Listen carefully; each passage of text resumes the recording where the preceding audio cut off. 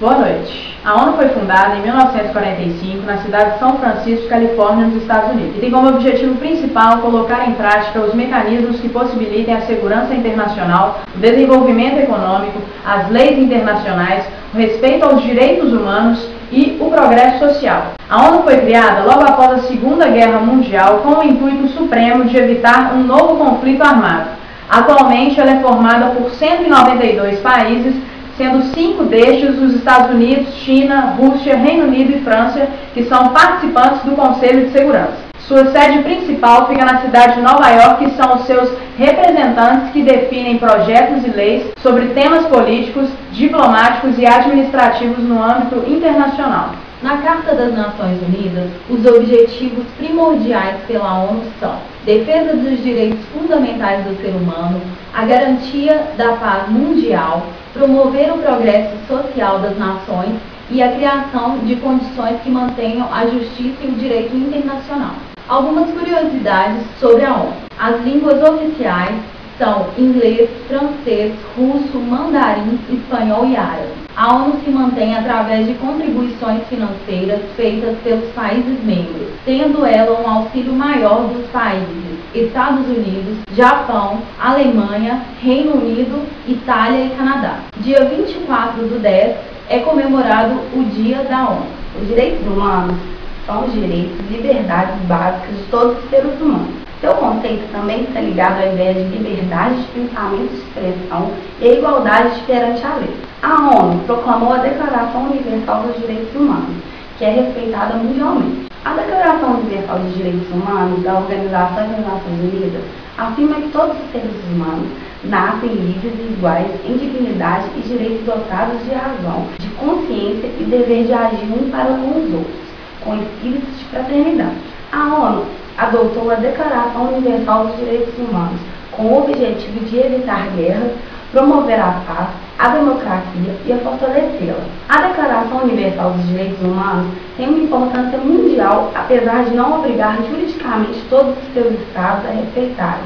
Para a Assembleia Geral da ONU, a mesa tem como ideal ser atingido por todos os povos, as nações, com o objetivo que todos tenham sempre em mente a declaração para promover o respeito a esses direitos e liberdades. Muitos filósofos dizem que não existe diferença entre os direitos humanos e os direitos naturais, e John Locke foi o mais importante filósofo a desenvolver essa teoria. Por exemplo, durante o século XX, nos Estados Unidos, o movimento a favor dos direitos humanos defendia a igualdade de todas as pessoas. Na sociedade americana naquela época, havia uma forte discriminação dos indivíduos negros, que muitas vezes desfrutavam dos seus direitos fundamentais. O importante defensor do movimento a favor dos direitos humanos foi Martin Luther King Jr.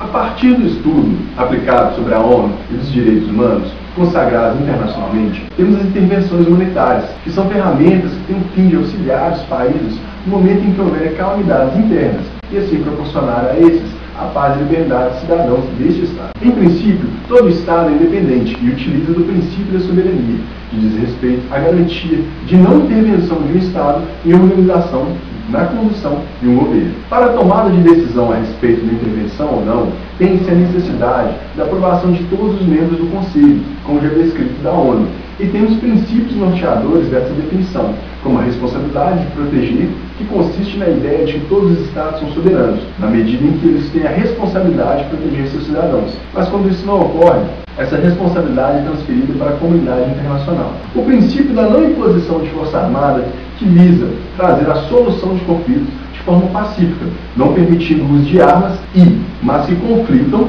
com a imposição de força, quando as formas pacíficas não forem bastantes para a manutenção da paz. E um último princípio, a legitimidade da defesa, tem esses que são contraditórios com o princípio da força armada, pois são permitidos no caso de conflitos iniciados por uma nação e em sua defesa essa imposição de força. Assim, tem-se também críticas a intervenções militares, como por exemplo, o problema do abuso, que na falta de um mecanismo imparcial para decidir quando a intervenção militar deve ser permitida, os Estados usam de motivos humanitários como pretexto para atingir interesses próprios. Em desacordo também com os princípios morais, tem-se a teoria pluralista, que evidencia o problema de como se estabelecer um consenso entre os princípios morais que deveria se basear, ou que constitui extrema violação desses princípios. Para a definição de intervenção ou não em um Estado onde esteja instalada a calamidade, dependerá, como já dito, da aprovação de toda a diretoria permanente da Comissão da ONU, que fragiliza a possibilidade de uma decisão final adequada,